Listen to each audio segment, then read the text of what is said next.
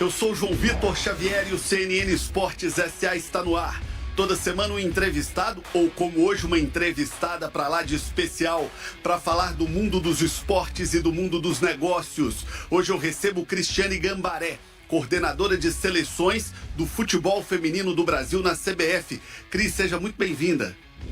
Obrigada pelo convite e vamos falar um pouco mais de futebol feminino. A Cris Gambaré é uma das principais gestoras de futebol feminino do país, com um trabalho muito bonito há mais de uma década. Ganhou tudo no Corinthians e agora quer repetir esse feito na seleção brasileira. Vamos ver um pouquinho da trajetória da Cris Gambaré no Corinthians e agora na seleção. Cris Gambaré recebeu em 2015 o desafio de assumir e organizar o futebol feminino do Corinthians. Em 9 anos, a dirigente conduziu o clube a um patamar nunca antes alcançado no Brasil. O Corinthians conquistou todos os títulos possíveis sob o comando da coordenadora e também do técnico Arthur Elias, se tornando a maior potência de futebol feminino da América do Sul. Em 2024, Cris recebeu o convite de se tornar diretora de seleções femininas da CBF e aceitou. Logo no primeiro desafio, em 2024, a reedição da dupla com Arthur Elias, agora técnico do Brasil, deu resultado. A seleção conquistou a prata olímpica em uma campanha histórica, deixando pelo caminho as favoritas França e Espanha. Agora, a seleção foca na Copa América, que acontece neste mês de julho no Equador. Mas o maior desafio será em 2027. A Copa do Mundo Feminina no Brasil.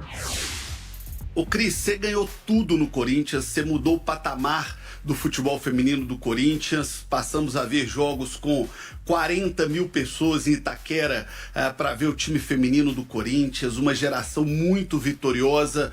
Queria que você contasse um pouquinho da sua trajetória e de como você chegou ao Corinthians e agora ao topo com a seleção do Brasil.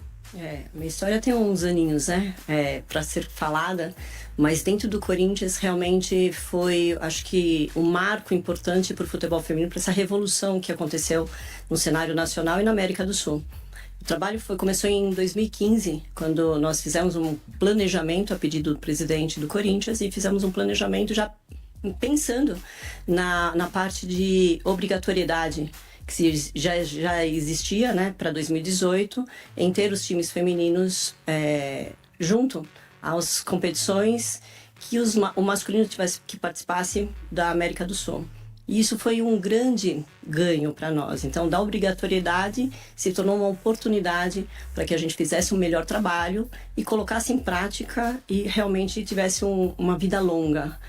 E acho que era o maior objetivo e o maior propósito era que fizesse certo, que a gente fizesse certo. Então, quando houve esse pedido do próprio presidente do Corinthians, eu disse que já não era mais um pedido, era uma missão para que colocasse isso em prática e da melhor forma. E aí eu fui para o mercado para buscar quem seria da comissão a estar fazendo parte desse novo processo, entender como era o cenário. Então, eu fui para os clubes que já se tinham essa modalidade em prática, mas que se mantiveram aí durante os anos, mas não foi feito nenhum tipo de revolução. Mas eu queria entender. Enfim, me conectei com o atual treinador da seleção brasileira, que é o Arthur Elias, que estava comigo, iniciou esse projeto do Corinthians comigo, e aí nós fizemos essa conexão e eu tinha certeza que era com ele o mesmo propósito que eu tinha e ele também tinha. Era de realmente conquistar o espaço com muito respeito e com muito trabalho, que nós sabíamos que era. E aí houve esse primeiro contato e esse planejamento foi efetivado realmente para 2016. Então, 2016 até o ano passado, que eu me mantive ainda no Corinthians, foram realmente anos de sucesso, anos de vitória, de conquista. Nós iniciamos com 2 campeonatos, depois terminamos com 4 campeonatos, com Libertadores, conquistando a América do Sul. E um objetivo nosso era de nos tornar o 5º maior clube com visibilidade no futebol feminino. E nós tivemos o feito o ano passado, né? Antes de eu sair, nós chegamos ao 3º clube. Mas sempre com muita projeção, planejamento do coletivo junto ao clube para entregar. não só para nós, atletas, que merecem realmente o profissionalismo e todo o respeito, mas também a torcida. Então nós conseguimos realmente fazer com que o futebol feminino do Corinthians fosse um produto, virasse um produto. E aí foi que se colocou 44 mil pessoas pagando na Neoquímica Arena para se ver o futebol feminino jogando. Uma coisa muito bacana, porque a torcida do Corinthians ela é muito apaixonada, né? É algo muito diferente da média do futebol em qualquer lugar do mundo. E o sentimento que a gente tinha acompanhando é que a torcida do Corinthians abraçou o time feminino do mesmo jeito que abraçou o time masculino. E a pergunta que eu te faço é, a cobrança com o time feminino era tão grande na arquibancada como é a cobrança com o time masculino? Sim, a torcida em geral de clubes grandes, principalmente do Corinthians, é uma torcida exigente, né? E ele gosta realmente de ver o produto bom e grandes jogos. E a gente tinha as mesmas cobranças, né? É que nós nunca tivemos a preocupação em não entregar essas cobranças, mas sempre tivemos as cobranças, as atletas também sempre foram cobradas, e todo mundo que esteve dentro do cenário do futebol feminino dentro do Corinthians realmente sabia que lá era diferente, que existia uma cobrança, então o trabalho tinha que ser bem feito para que realmente fosse muito positivo esse tipo de cobrança. Ô Cris, onde estamos hoje no futebol feminino do Brasil? Em que patamar estamos? Comparando o futebol brasileiro com o próprio futebol do Brasil no passado e comparando o futebol brasileiro com o mercado lá fora? Não, hoje é outra vivência, é um outro momento, um momento muito positivo. Eu achava que nós iríamos demorar muito mais para que isso fosse, as atletas virassem um produto, e foi realmente dentro desse trabalho dos clubes, né, do movimento nacional, movimento estadual, hoje está muito mais respeitado. Hoje existe muita busca de atletas de produto brasileiro, que são as atletas para o mercado estrangeiro. Então eu fico muito feliz em ver que alguns estão se preparando e sabendo se preparar, e outros muitos não. Mas eu acho que é uma questão de tempo para que todos saibam a melhor forma para trabalhar com o futuro. E é isso daí, é um negócio do futebol feminino que a gente vai conseguir colocar em prática se bem trabalhado. Vamos dividir em várias partes. A primeira parte é essa parte econômica. O dinheiro chegou ao futebol feminino? Hoje o futebol feminino ele tem dinheiro? Nele ainda não é autossustentável, a não ser alguns clubes que conseguem se manter com patrocinadores e realmente colocar em prática. Eu tenho muita propriedade em falar do passado. Quando eu estava no clube, eu tinha muito patrocínio, mas eu consegui fazer, na época, um patrocinador, segundo maior patrocinador, a bilheteria. Então, os ingressos para nós, dentro do Corinthians, na época, se faziam com que fosse o segundo maior patrocinador da modalidade. Outros clubes ainda não conseguem trabalhar dessa forma. Então, assim, existe um abismo, mas não é difícil mudar essa rota e fazer com que isso seja investido. Então, os clubes grandes, clubes Palmeiras, o próprio São Paulo, Flamengo, tem realmente hoje um subsídio de patrocinador muito maior do que no passado. Então, eu acredito que, sabendo fazer esse jogo, né, de negócios, consegue fazer com que isso se movimente e que se pague ao departamento. Vamos tentar dar uma noção de grandeza para quem vive a realidade de um futebol muito masculino no Brasil. O futebol masculino ainda tem muito mais visibilidade, né? Tem uma participação muito maior no cotidiano do torcedor comum. Então eu queria fazer um paralelo para a gente poder entender a realidade hoje do futebol feminino. Quanto ganha hoje uma jogadora de ponta no futebol feminino do Brasil? Quanto ganha em média, sem nenhuma obrigação com números absolutos, apenas para a gente ter uma ideia e fazer a comparação com a realidade do futebol masculino? Quanto ganha uma jogadora de ponta que joga no futebol do exterior e uma jogadora mediana que joga lá fora? Quanto ganha uma jogadora de ponta aqui, uma jogadora mediana aqui no Brasil? É que assim, a gente vive uma realidade completamente... Não existe uma base, né, de mercado. Alguns times conseguem pagar um pouco mais, outros menos. Então, assim, você não consegue ainda mensurar. Mas eu vou te falar no máximo, né? Hoje, sem comparar o masculino, mas só falando do feminino. Hoje, o feminino, algumas atletas de ponta ganham mais que 100 mil. né?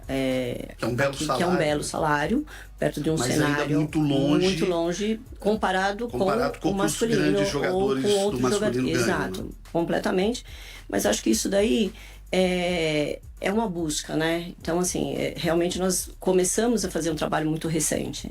Então, esse trabalho de estar aumentando vem a longo prazo mesmo, não é nada a curto prazo. Agora, no exterior, se paga bem? Se paga, mas muitos ainda não conseguem nem chegar perto do Brasil.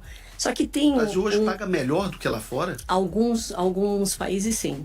Alguns países sim, só que existe aquele, você participa de um campeonato diferenciado, você vai participar de uma Champions League, então existe um sonho também, existe um sonho de estar fora do país e buscando o que tem de diferente. Então muitas acabam saindo também por conta desse sonho e são valorizadas lá fora. Então existe todo, um pouco diferente do cenário que a gente vê dentro do masculino, no feminino é um pouco diferente. Então ainda está se crescendo muito e movimentando muito de uma forma diferente. E a base da pirâmide, Cris, quando a gente pega um campeonato brasileiro de Série A do futebol feminino, quanto em média ganham as jogadoras, as que não têm tanto nome, que ainda não chegaram à seleção, que não tem tanta visibilidade ainda? Não chega a 10, 15 mil reais. Não passa disso. Agora, eu queria trazer aqui uma reflexão, obviamente, para te ouvir sobre isso, como profunda entendedora do assunto. Eu acho que é uma realidade que a gente pode olhar o copo meio cheio ou meio vazio. Eu me lembro de uma época, acompanhando futebol feminino, que as meninas tinham quase que uma ajuda de custo ali, né? Eu sou de Belo Horizonte e tive a oportunidade de acompanhar o início da carreira da Marta, que é a maior jogadora de futebol do mundo de todos os tempos, jogava em campo de terra batida, com todas as dificuldades do mundo, e aquele pouco que ela tinha ainda era uma luta muito grande para aquele clube dar a ela. Então, quando a gente vê em salários de 10, 15 mil reais, em salários de ponta de 100 mil reais, eu acho que vale a pena também a gente destacar o copo meio cheio, né? De uma evolução em curto espaço de tempo, porque isso talvez há uma década seria impensável no futebol brasileiro. Exatamente. Eu acho que esse tempo que nós estamos, né, fazendo esse trabalho, revolução realmente dentro do cenário brasileiro, e eu vou falar na América do Sul, porque esse cenário começou a melhorar realmente de 8 anos para cá. 8 anos para cá, depois da Copa de 2019, Copa do Mundo, começou realmente a ferver um pouco mais esse ambiente. E eu acredito muito que a gente está no caminho certo, que nós estamos trabalhando certo, os clubes estão entendendo quem é de ponta, os que estão chegando agora começam a entender, para que realmente o trabalho seja eficaz, né, efetivo e que seja bom para ambas as partes, tanto as atletas e como o clube, porque tem que ter as duas, né, os dois lados. O investimento e a sua entrega. Ô Cris, eu tive o privilégio de cobrir 2 finais olímpicas do Brasil em loco. Eu tive em Atenas naquela final de 2004, lá no Estádio Olímpico, e tive no ano passado na decisão do estádio Parque dos Príncipes em Paris.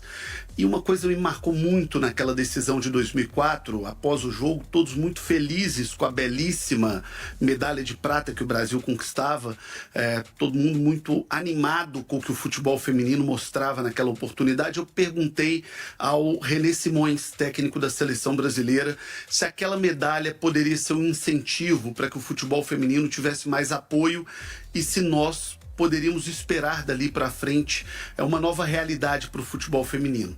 E o René, muito sincero, como sempre, muito direto, ele disse o seguinte: olha, nós estamos num país que ainda não respeita e valoriza nem o futebol masculino, que não tem calendário, que os clubes pagam salário atrasado, que os clubes contratam sem ter dinheiro para pagar. Então essas meninas ainda vão sofrer muito para ter o espaço que elas merecem. 20 anos depois, como é que você avalia essa fala do René? René é sábio, né? Realmente a gente teve realmente muitas dificuldades, né, na aceitação da modalidade, na evolução, nos melhores campeonatos, e isso já mudou completamente o cenário. É um trabalho que veio dele, de outros também técnicos e de outras atletas do passado. Conseguimos agora, talvez nessa última década, fazer um sólido, né, aceite de clubes e de todos os outros, quem mexe realmente com o futebol, de quem está à frente do futebol. E eu acredito que desses 20 anos para cá se mudou muito, né? Houve, aí como você próprio mencionou, agora recentemente as Olimpíadas, uma medalha de prata, que eu acho que tanto para o René quanto para o próprio Arthur não era o que eles queriam, mas é muito válido para nós. Na conquista do ano passado nas Olimpíadas eu estava já junto à seleção e eu vi o quanto foi importante uma medalha de prata com gostinho de ouro. E isso eu falo e saímos de lá com muito... Não era o que nós queríamos, mas o que nós levamos com gosto de ouro. Porque realmente foi muito mostrar o futebol, a evolução do nosso futebol e mostrar que as meninas vieram realmente para fazer diferente. Elas estão se conectando. Estava a Marta na primeira vez e a Marta também dessa última vez que você esteve lá. Então você vê que existe uma grande diferença, mas que essa conexão está dando muito certo. E você tocou num ponto muito interessante, que é esse elo entre as duas medalhas de prata. Aliás, entre as três, porque ela esteve nas 3 medalhas de prata do Brasil, que é a Marta. A Marta é certamente o maior nome da história do futebol feminino do Brasil e, para mim, é o maior nome da história do futebol feminino mundial. Como é que a seleção brasileira está fazendo para se adaptar a uma realidade que é impossível de ser superada? A Marta uma hora vai aposentar. Como é que a seleção está trabalhando para o pós-Marta? Eu acho que Marta vai ser eterna, né? Marta é eterna para nós, para o futebol e até para ela mesmo. Muitos falaram, a Marta não joga mais. Ao contrário, mostra que joga muito ainda, né? E eu acho que a fala dela da última Copa, e ela deixou bem claro, que ela quer ver outras Martas, outras Cristianes, de outras, e ela tá vendo isso. Então eu acho que é muito honroso e talvez muito gratificante para ela que isso está acontecendo. Então as meninas hoje têm um prazer em jogar com ela, porque ela é uma referência. Então as mais novas chegam com muita vontade de realmente fazer o melhor em campo por ela, pela seleção e por todo o trabalho que está sendo feito pela comissão. Então isso é um estímulo não só para mim, para ela, para as atletas, para a comissão, para a seleção, mas eu acho que a Marta está sendo realmente valorizada em campo, em vida, em protagonismo ainda, em forma de receber essas novas atletas, novas gerações, da forma como ela sempre sonhou. No ano passado eu estive em Orlando e tive uma oportunidade muito legal de bater um papo como esse com a Marta, lá no Orlando Pride, que é o clube onde ela joga. Fomos muito bem recebidos e ali ela disse que tinha o sonho de disputar a edição de Paris dos Jogos Olímpicos, o que depois acabou se concretizando. Ela foi muito importante para a seleção, ajudou muito na conquista da medalha de prata. Mas depois da Olimpíada ela deu essa declaração de que ali era a despedida dela, que ela não jogaria a Copa do Mundo no Brasil. Como é que isso está sendo trabalhado internamente? Vocês já não contam mais com a Marta para a Copa do Mundo do Brasil ou pode haver um trabalho para convencer a Marta a disputar a Copa do Mundo aqui? Isso depende dela, né? Não vou falar que depende da seleção ou depende única e exclusivamente dela, da Marta, como depende das outras jogadoras também estarem sendo convocadas, e ela sabe disso. Ela sabe que o espaço dela, que foi já trabalhado, que foi feito, foi entregue, está lá, e que ainda continua. A comissão independente do nome Marta, isso realmente depende dela e do que ela quer para frente. E ela está entregando muito futebol. Então, eu não sei não, acho que tem mais bons 10 anos aí pra frente. Se ela me escutar falando isso, ela vai ficar meio brava comigo. No futebol masculino a gente viu uma transformação muito grande dessa parte física, né? Hoje o jogador ele consegue ir muito mais longe. Eu me lembro que o Romário voltou da Copa de 1994, com cerca de 28 anos, e ali já era tratado por alguns como um cara veterano, e depois ele estendeu a carreira até os 40. E hoje é cada vez mais comum jogadores com 40, 41 jogando em alto nível, sendo campeões, sendo protagonistas em seus clubes. Zé Roberto recentemente, Nenê no Vasco, Felipe Melo no Fluminense, Fábio, que eu citei agora há pouco, tanto no Cruzeiro quanto no Fluminense, jogadores que vão muito mais longe. A medicina melhorou, a nutrição melhorou, a parte de fisioterapia e medicina evoluiu demais. No futebol feminino, vocês percebem essa mesma realidade? Com certeza. Elas estão se preocupando muito mais agora, desde suplementar, desde o recovery, né, pessoal delas.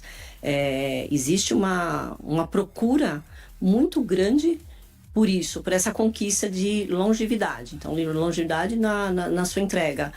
É impressionante, tanto é que dentro dos clubes já se tinha, né? Quando eu saí do clube já tinha, nós tínhamos todo um trabalho de nutricionista, a parte da psicologia, a parte de fisiologia, a parte toda, para que tenham melhor condição de conhecimento e prolongar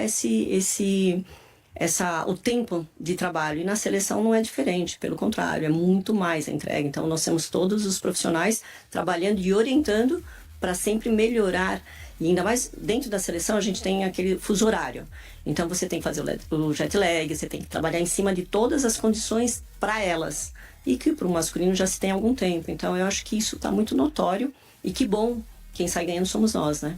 Voltando aqui a Marta, faltam 2 anos para uma Copa do Mundo no Brasil. Copa do Mundo é sempre muito legal, é sempre muito especial e mexe muito com qualquer atleta. Mas eu acho que quando se fala de uma Copa do Mundo no Brasil, isso mexe 10 vezes mais com qualquer atleta. Você acha que isso pode ser um fator decisivo para a Marta repensar essa questão? O fato da Copa ser aqui? Olha, eu não conversei com ela sobre esse assunto, nem com ela e nem com outras atletas. Mas eu acredito que ela vai repensar mesmo, não só ela, como outras também. Eu não posso só falar, que a gente tá mencionando o nome Marta. Mas eu acredito que ela tem muito, muito futebol ainda para entregar. Muito futebol. E que ela não vai desistir. Eu acredito no potencial dela. Cada vez que você vê ela jogando, fala, caramba, mas ou seja, não tem data para parada. Mas isso vai realmente depender dela. E sendo uma Copa no Brasil, eu acho que não só ela, mas como todas as outras, você tem um estímulo muito maior. Nós mesmos, que somos de bastidores, né, na parte de gestão, estamos estimulados por conta disso, por conta de todo esse legado que vai acabar deixando aqui dentro do Brasil. Então, ela acho que não está diferente não, hein? Acho que dá para dar uma motivação sobre isso. Você ainda não teve essa conversa com ela, mas é inevitável que em algum momento essa conversa aconteça. Acredito você e o Arthur Elias. Como é que vocês pretendem conduzir essa questão? Tem um timing para ter esse diálogo? E além da Marta, quem mais você coloca no foco para ter essa conversa, pensando num planejamento para 27? Olha, todas as atletas, né, hoje no radar da comissão técnica, que eles estão ampliando os olhares, né? Então, de atletas mais experientes e atletas mais novas, que foi o caso agora que nós levamos nessa última partida, a Johnson, que é uma das atletas mais novas, é a nossa caçulinha, né? A caçulinha. Então, eu acho que essa conversa vai ter com todas, e elas já sabem, no momento exato, no momento, possivelmente, alguns meses antes da Copa, existe uma conversa, mas é muito natural, nada forçado, nada de... Todas elas já se sentem muito pertencentes, a todas que passaram e aqui estão, elas se sentem pertencentes à seleção. E é isso que a gente quer, se sintam pertencentes, porque um dia vai vir a convocação de uma certa forma. Ô Cris, daqui a pouquinho vamos falar sobre Copa do Mundo. O Brasil vai ser de novo sede de um Mundial. Já tivemos a Copa de 50, já tivemos a Copa de 2014. Agora vamos ter um Mundial feminino aqui no Brasil, motivo de muita alegria, de muito orgulho para todo mundo que gosta do futebol. Mas antes queria falar da Copa América, tá aí no biquinho de acontecer. Como é que o Brasil está preparado? Porque vale vaga, inclusive, para Los Angeles, então vale muita coisa essa Copa América para o futebol feminino. Exato. A Copa América a gente já tem um planejamento, né? Não é de agora, já estamos planejando nesse primeiro semestre, já focado realmente. Saímos das Olimpíadas já focado para a Copa América. Agora, dia 2, já nos concentramos na Granja Comari. Dia 10 embarcamos já para Quito. E vamos ficar lá para, se tudo der certo, e vai dar certo, até dia 2/8, para trazer a taça da Copa América. Mas o planejamento junto à comissão, junto às atletas, da melhor forma. A CBF nos dá um apoio muito grande para que isso aconteça da melhor forma, né? Então, o próprio presidente, o atual presidente, já mencionou por várias vezes, e realmente a gente está conseguindo fazer o melhor trabalho. Então, no mínimo, nós temos que entregar o melhor também para todos eles. E esse fato de ser uma pré-classificatória para Los Angeles, isso mexe muito também com o elenco, com o time, com a preparação, com a organização? Não, o objetivo é o mesmo.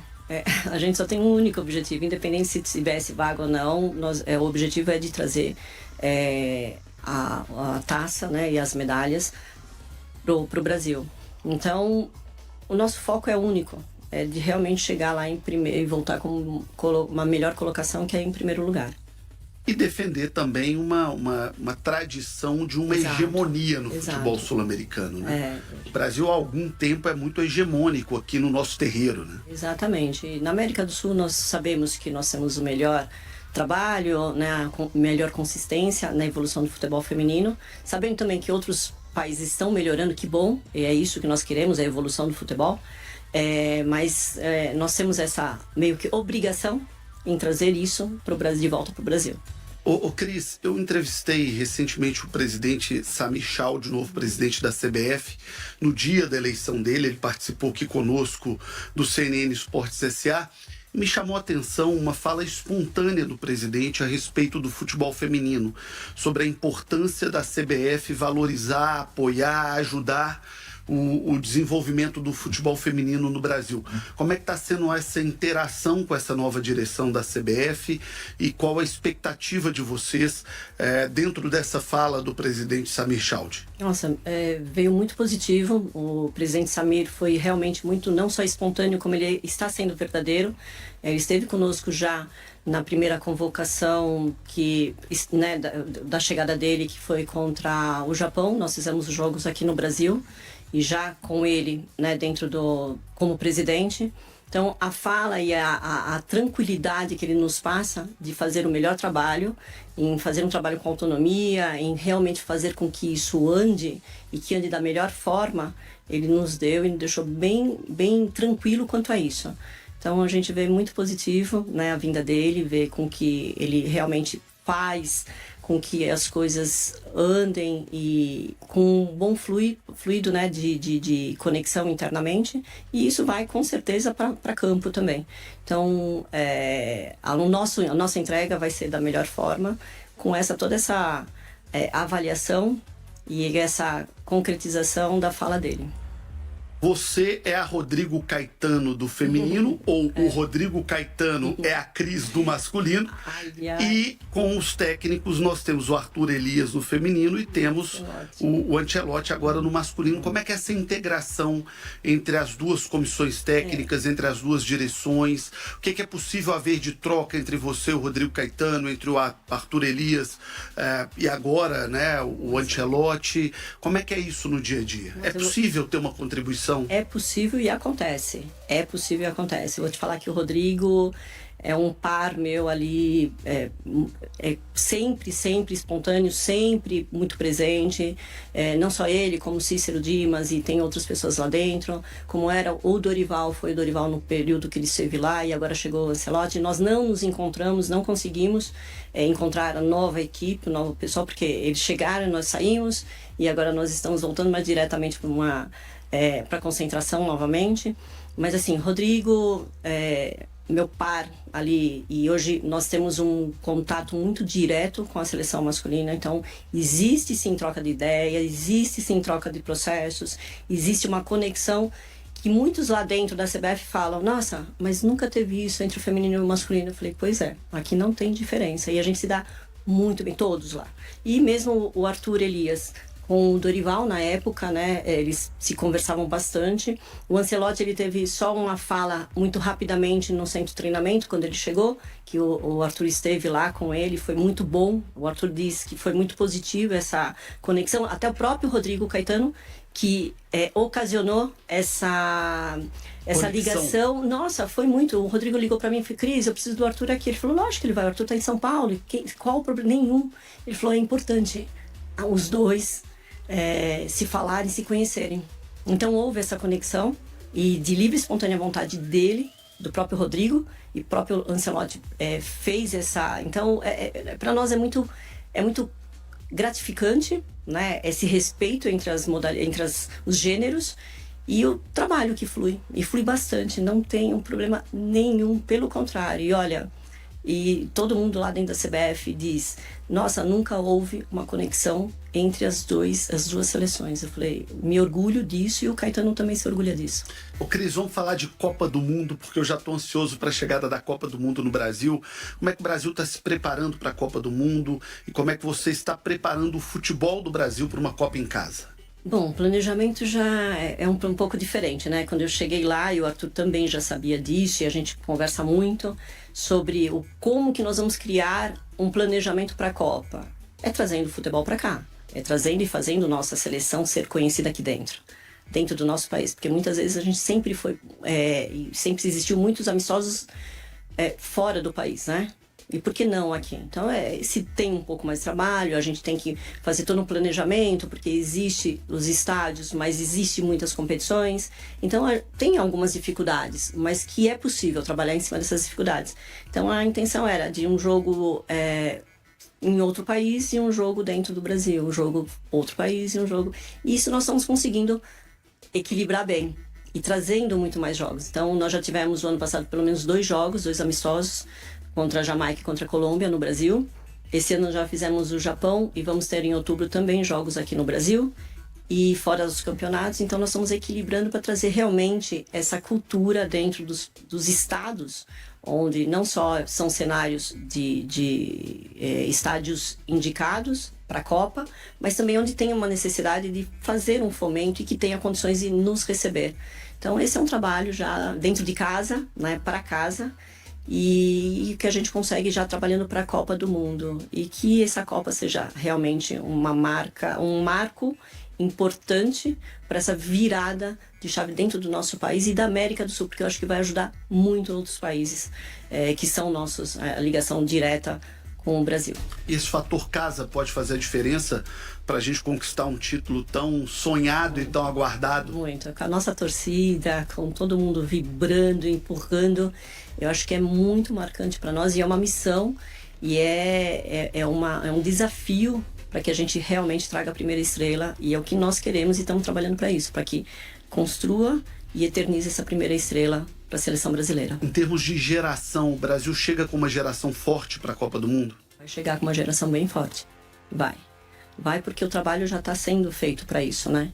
Para que realmente essas meninas mais novas, que têm um potencial, sejam trabalhadas já pensando numa Copa do Mundo.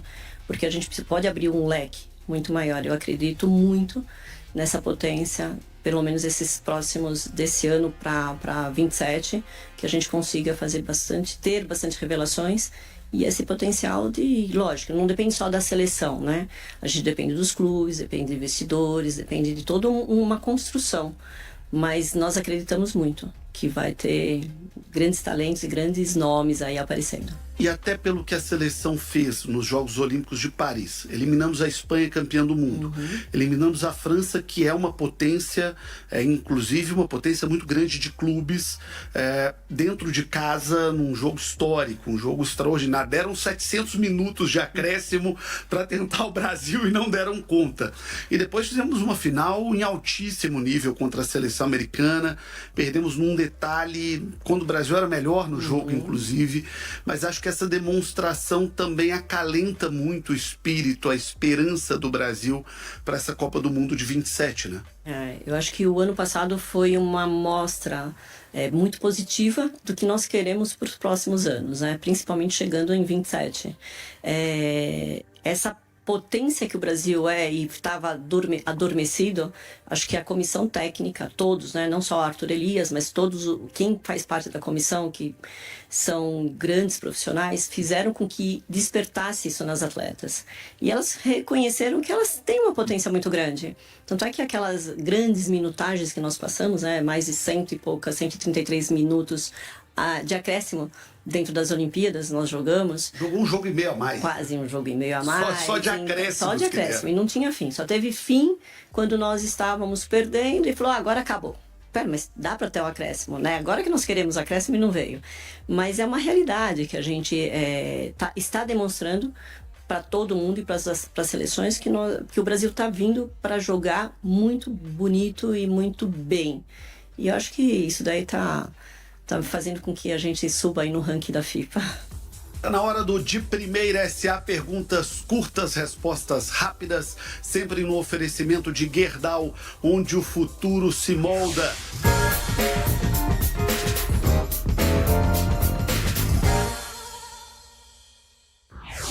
Ô Cris, o título mais marcante da sua trajetória?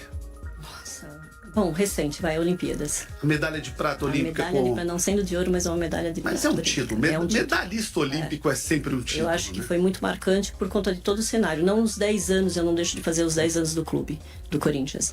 Mas o que me marcou mais. Seu maior sonho hoje? Com que a gente traga a primeira estrela na Copa do Mundo aqui dentro do Brasil. A seleção feminina é? Sensacional. Um ídolo no esporte? Atleta ou não? Ser atleta, dirigente, técnico. Arthur Elias. O Arthur Elias. O seu comandado e seu companheiro de trajetória, né? O Arthur é um craque também, um dos caras marcados aí nessa transformação do futebol feminino, né? Tá emocionada a Cris. Fala um pouquinho mais dessa emoção aí sobre o Arthur. Imagina que não ia, né? Não, faz parte. São 10 anos, né? Com o mesmo objetivo e propósito. Conta um pouquinho mais. Pode chorar à vontade. Não tem ninguém te assistindo. Não vai. Corta, hein? Pelo amor de Deus. Não vamos cortar de jeito nenhum. Uma cena linda dessa, não podemos cortar de jeito nenhum. O esporte sem emoção não vale nada. A essência do esporte é emoção. A essência do esporte está na emoção. No dia que a gente perde a emoção, a gente não serve mais para estar no esporte. Queria que você nos contasse um pouquinho mais dessa emoção ao falar do Arthur, do que significa essa parceria, essa cumplicidade, essa construção entre vocês. Na realidade, acho que são 10 anos, né, trabalhando junto. Então, nada foi fácil.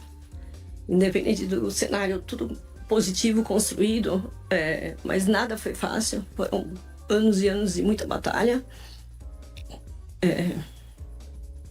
muito respeito. É que assim, não é fácil, né? Eu falo que a gente fez uma construção para o futebol feminino, mas com muita batalha. Então, nada foi. Esses 10 anos que eu estou, ele está mais tempo com a comissão, histórias que ninguém imagina, né, que tenha passado, e a comissão, todos eles que estão lá hoje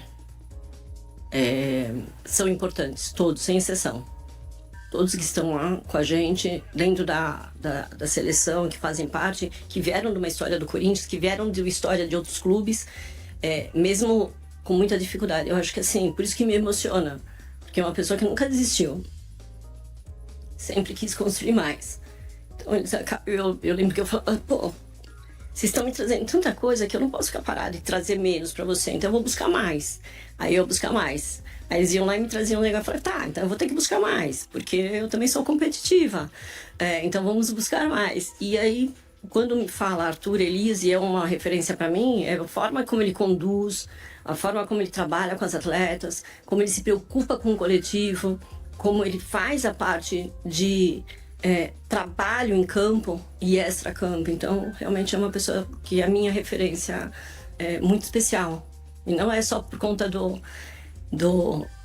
trabalho desses 10 anos, mas é uma pessoa que quem conhece a essência sabe o quanto é especial. Você é motivo de orgulho para o futebol do Brasil, o Arthur é motivo de orgulho para o futebol do Brasil. Muita sorte a vocês na Copa América, que se inicia daqui a alguns dias. Muita sorte na Copa do Mundo que teremos no Brasil. E ver o Arthur, um técnico brasileiro, formado no futebol feminino, dirigindo a seleção brasileira, depois de um longo tempo como uma técnica estrangeira e depois de muito tempo com técnicos do masculino, indo para o feminino, é muito importante para o futebol feminino do Brasil. Brasil e a sua presença como uma mulher dirigindo o futebol feminino do Brasil. Isso também é muito importante para o nosso futebol. Então, parabéns por tudo, muita sorte. Esperamos que venha o título mundial e eu vou estar na torcida para isso. Obrigado, Cris. Obrigada. Muito obrigado. Conversei com a Cris Gambaré, ela que é a referência do futebol feminino do Brasil, a coordenadora de seleções da CBF e que prepara o Brasil para esse ciclo de uma Copa do Mundo no nosso país. Obrigado pela sua audiência. Domingo que vem tem mais CNN Esportes SA. Um abraço e até lá.